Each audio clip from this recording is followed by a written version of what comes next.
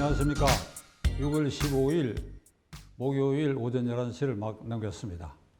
지난 주일에 이재명 대표의 이른바 최측근 친명계의 좌장 그룹에 속하는 경기도 지역에서 당선된 5선 국회의원 출신 안민석 의원이 공개 방송에 출연해가지고 이런 말을 했습니다. 지금 민주당은 정신적 분당 상태다. 정신적 분당 상태다. 이걸 극복하기 위해서 내부에서 이걸 극복하기는 대단히 어려운 국면에 처해 있다. 이걸 극복하는 방법은 바깥에서 사회적 폭동 같은 어떤 사태가 유인이 돼야 우리의 이 분당 상태가 극복될 수 있다. 내부에서는 어렵고 외부의 사회적 폭동이란 말을 썼어요. 제 귀도 의심하고 눈도 약간 의심을 했는데 뭐 크게 놀랄 일은 아니고 이재명 대표와 강경파들이 아마 그럴 것이다 이런 생각을 하고 있던 터에 안민석 의원 입을 통해 가지고 그런 말을 뱉어냈습니다. 그 사회적 폭동 외에는 지금 당장은 후쿠시마 사태를 이 윤석열 정권의 불리한 방향으로 증폭시켜서 그것을 확대해 가지고 그리하여 거리 투쟁을 나오고 그것이 결국은 대통령 탄핵몰이로 그러니까 이명박 대통령 초기에 있었던 광우병 사태와 유사한 사태로 몰고 가면 분당 상태도 해결될 뿐 아니라 민주당의 입지도 공고히 되고 내년에 있을 국회의원 선거에도 기선을 잡게 될 것이다. 이런 발상에서 그런 말이 나왔고 실제로 민주당은 그 이재명 대표와 강경파들은 그런 생각의 연장선상에서 지금 모든 그 초점을 그런 식으로 맞춰가고 있다고 저는 봅니다. 시청자 여러분, 공리라는 말이 있습니다. 공공의 이치, 그러니까 널리 통하는 이 진리와 도리를 공리라고 그럽니다. 예를 들면 자연과학의 세계, 특히 수학의 세계에 있어서 공리라고 하면 우리가 중고등학교에 열심히 배웠던 삼각형 세 변의 합은 180도다.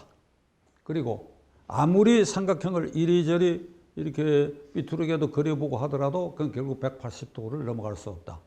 근데 삼각형 세 변이 있는데 두 변의 합은 나머지 한 변보다 반드시 길다. 제 중학교 때 기억으로는 그럴까 하고 그냥 연습지에다가 계속 변형된 삼각지를 그려봤어요. 근데 역시 아무리 변형해서 그려봐도 두 개를 합한 것이 나머지 한 변보다 크게 그릴 수가 없어요. 이런 게 예를 들면 수학에 있어서 공리, 이게 불변의 진리, 도리, 인간이 사는 사회에 있어서도 그 사회 전체를 관통하는 도리와 진리. 그것을 더 좁혀서 얘기하면 우리 5천만 국민은 어떤 삶을 살고 있느냐. 대한민국 헌법 체제 아래서 그 질서 아래서 우리는 살아가고 있습니다. 이 헌법 질서, 그 헌법은 누가 만들었냐? 국민인 우리가 만들었지요.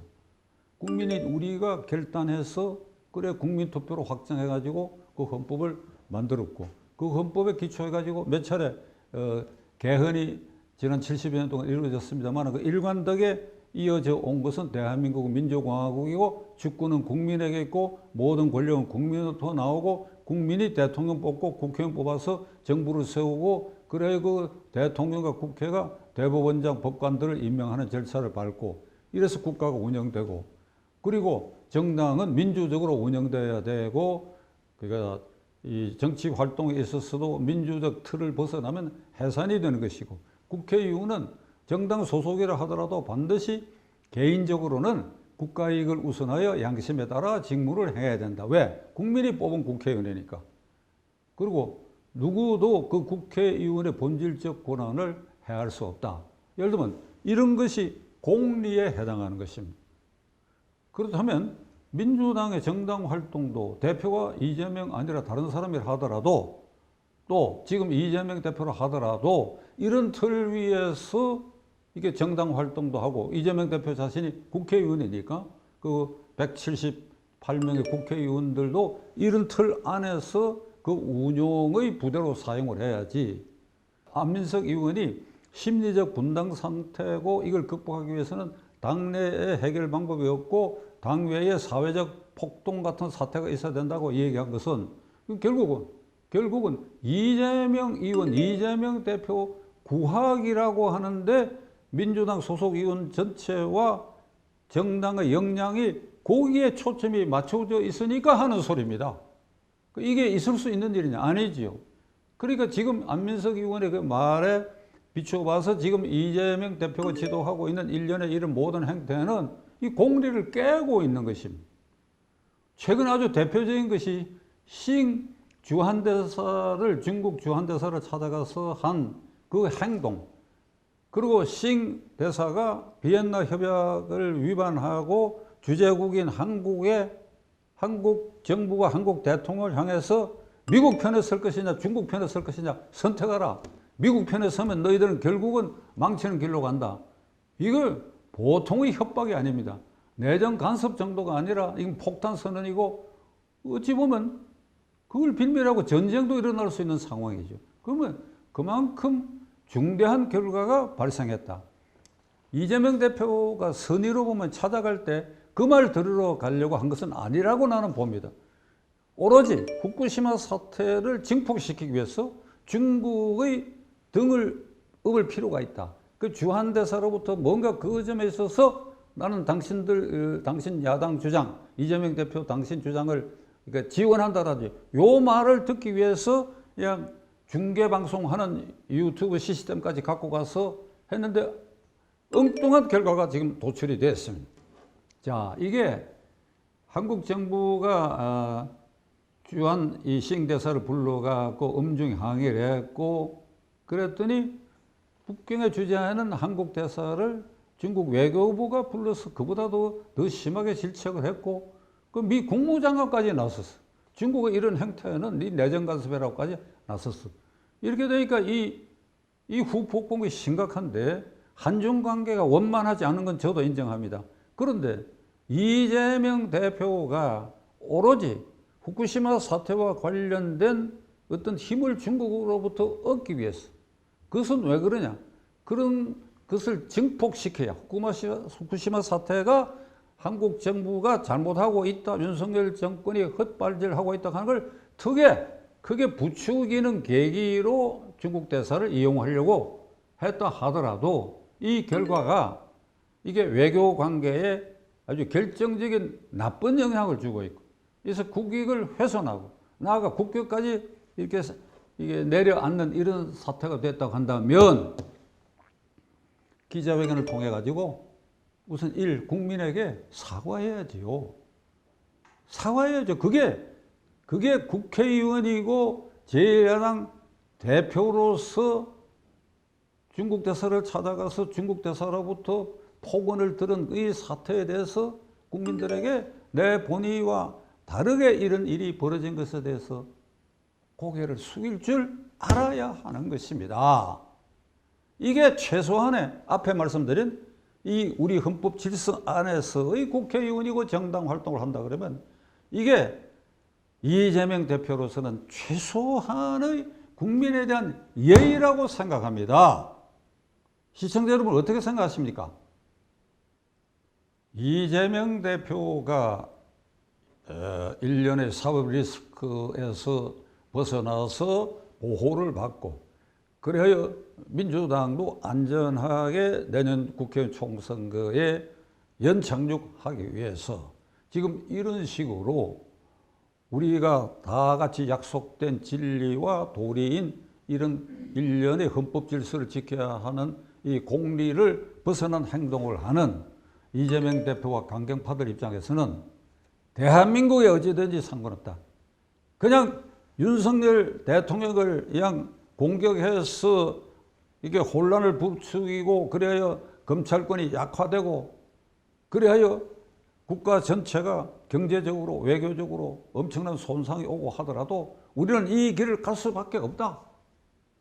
그리고 대한민국이 그런 점에 있어서 좀 망가지면 어떠냐? 아마 이런 생각에까지 이르러 있다라고 저는 단정할 수밖에 없습니다. 나는 이재명 대표와 안민석 의원을 포함한 그 강경파들에게 말하고자 합니다. 대한민국 간단한 나라가 아니에요. 대한민국 간단한 나라가 아니에요.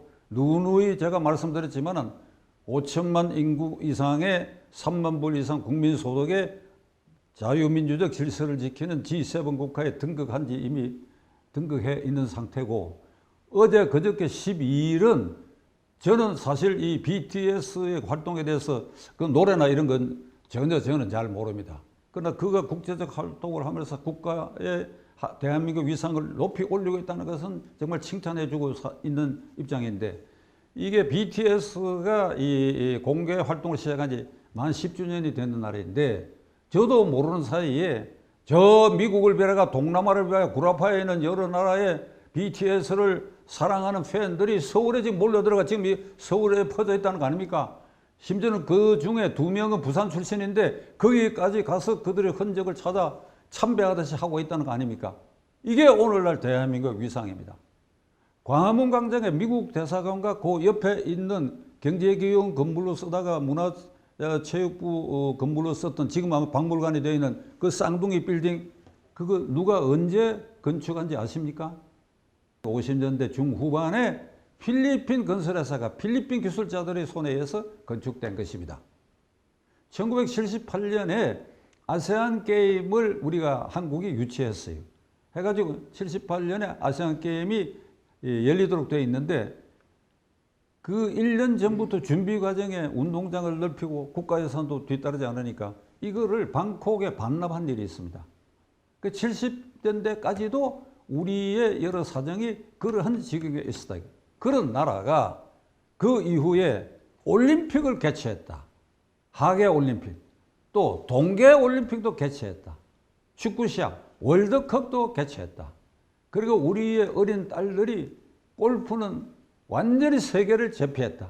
BTS도 그 방면에 세계를 제패했다. 이거 한두 가지가 아닙니다. 이와 같이 지금 국격이 상승돼 있다. 물론 우리 내부적으로 보면 노사 갈등도 있고 소득 격차도 있고 여러 문제가 있을지 모르겠으나, 현재의 우리 공동체 이것은 우리가 반드시 지켜야 할 질서고, 헌법이 명령하는 데 따라서 국회의원이건 대통령이건 정당인이건 간에 이 헌법 질서 토대 안에서 국가 발전을 위해서 희생 헌신해야 할 그러한 때다. 근데 이걸 망각해버리고 그냥 대한민국 짓밟는 거예요. 짓밟는 거. 이거는 문제투성이다. 이건 문제가 있다. 윤석열 짓밟아라. 검찰 짓밟자. 이래도 되는 겁니까? 결론을 내리겠습니다. 6.25 전쟁의 참화를 겪은 지 73주년 이제 됩니다. 그리고 대한민국 고작 10만 평방킬로미터에 지나지 않습니다. 이런 좁은 땅에서 6.25 전화를 극복하고 G7 국가에 등극했으며 경제적으로도 10위 내외에 올라서는, 그래 국제적으로도 대한민국이라고 그러면 그 여건을 가지고 어디를 가든지 간에 우대를 받는 이런 나라에까지 이르게 됐는데, 이런 우리의 5천만 국민들의 노력이 켜켜이 쌓여가지고 이렇게 된 것을, 이것을 민주당의 이재명 대표라는 사람, 그 사람을 구하기 위해서 이것을 허물고 깨고 하는데 혈안이 된 이재명 대표와 그 강경파들, 가슴에 손을 얹고 반성해야 됩니다. 반성해야 됩니다. 반성하세요. 반성하세요. 그리고 공리를 지키세요. 물러서세요. 물러서세요.